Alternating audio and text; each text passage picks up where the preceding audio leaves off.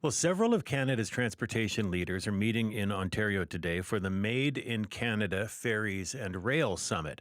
And the focus is the future of Canadian shipbuilding and some of the challenges that are facing that sector. And among those taking part is BC Ferries President and CEO Nicolas Jimenez.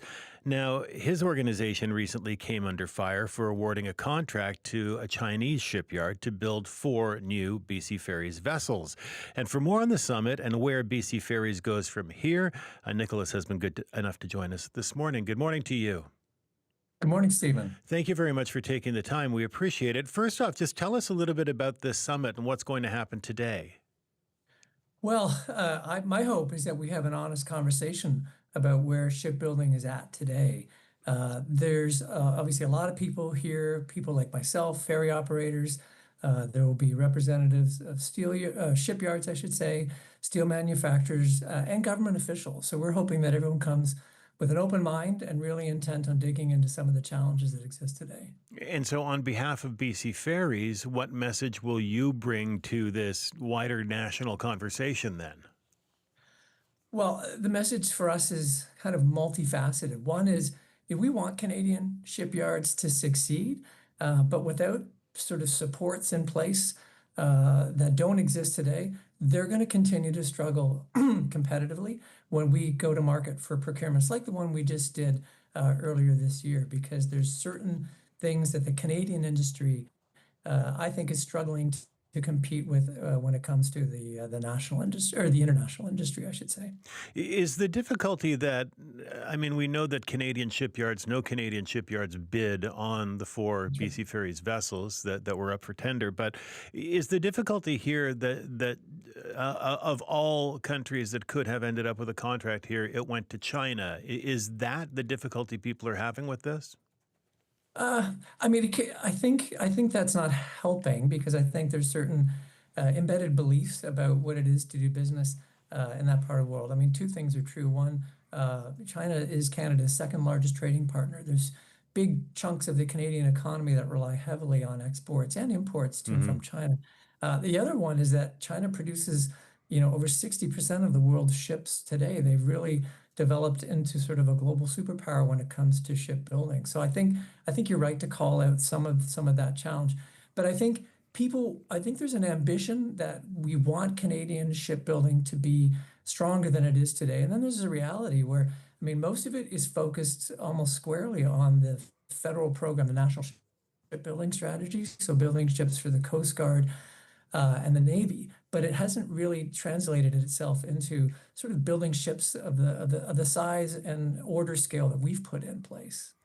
But specifically, what were the barriers that Canadian shipyards were facing? Why were they not able to take on, what is obviously a very lucrative contract? For sure. Well, I mean, principally, it's because they were consumed. So their order books are full. So their timelines and our timelines didn't meet up. We have to build ships now, obviously, as well as everybody else in this province. I mean, these ships that we need to replace, they're 50, 60 years old. They have to go. And the yards in Canada that would be able to participate in this kind of program, they just didn't have the capacity for the next 5 to 10 years.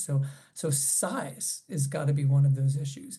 No, we'll build ships in the future. We'll go to market just like we've always done, with these open and competitive processes. And we hope the Canadian yards bid. And if they bid, we're going to hold them to the same standard that we would international yards. So we look for guarantees inside the contracts for fixed price, because we think that's a responsible thing to do. Fixed delivery schedules, really strict performance guarantees, really strict environmental and safety and quality guarantees. So we hope that those things will be present in the future when we go to market. But I do believe that the Canadian industry needs supports and investment from other levels of government in order to really be able to compete, because right now we're just not seeing it. In the longer term, when it comes to, repair, maintenance, parts, and so on, is it advantageous to have a ferry built in Canada versus, in China, where if you do run into a problem, you're dealing with an overseas company? No, I mean, I've heard this argument before, but it doesn't really hold up. But we've been building ships offshore in foreign yards for almost 20 years. And we do all of our repairs locally. So we partner with all the major yards. They're great partners. They're critical to maintaining the ships. And whether the ships are built in Europe or Asia, that's not an impediment to sort of the annual exercise that we go through every fall, winter, and spring to make sure the ships are ready to go. It seems a bit silly to bring it up, but BC embarked on a ferry building effort at one point when it built the aluminum hulled fast ferries, which ended up being a complete disaster operationally and financially. Has that still cast a shadow over shipbuilding domestically? I don't think so, but what I would say is that we've learned from the past. So, the hallmarks of our procurements really over the last 20 years are a couple of things. One, they're open, they're competitive, and they're free from political involvement or influence. And I think those things have really held up well and produce a lot of value for British Columbians. And I think if I look to the future, I think those conditions have to be in place as well. I think we succeed. I mean, my responsibilities are to the people who use the ferry system, which is here in British Columbia. They're not asking me to go out and find, the highest cost and lowest quality bids. It's the opposite. They're saying, go find me quality ships. Make sure that you get the best price possible because we're paying, and make sure that they come when you need them to come. So don't delay unnecessarily and don't use inefficient ways to build these ships. So those are the things that we've learned from the past that are really helping us today, and I would say are going to be hallmarks of our procurements going forward. And so, who is going to take the lead here? I mean, if the goal is to expand the shipbuilding industry, not only in British Columbia, but in the rest of Canada, so it can serve the domestic needs of, it's not just ferries on the West Coast, but I imagine anywhere else ferries need to be built in this country. What needs to be done?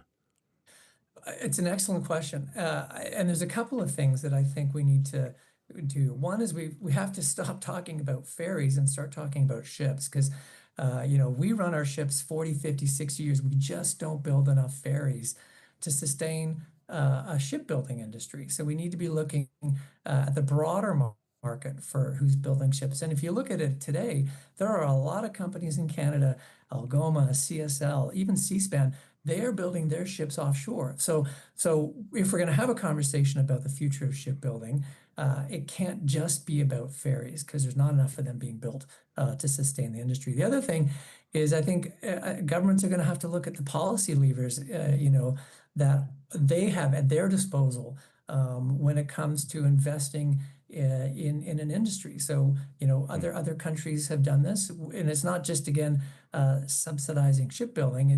It's what is available to the market. So who is educating and training folks to make it into this industry? You need naval architects and engineers and skilled trades. You need to really have a sort of an all-in strategy to think about how you're going to stand up an industry to compete beyond just a domestic market. Nicolas, very good to hear you this morning. Really appreciate the time. Thank you. Yeah, for sure. Enjoy your day. Thanks, Stephen. Okay, you too. That's Nicolas Jimenez, who is the president and CEO of BC Ferries. He's speaking at the Made in Canada Ferries and Rail Summit today.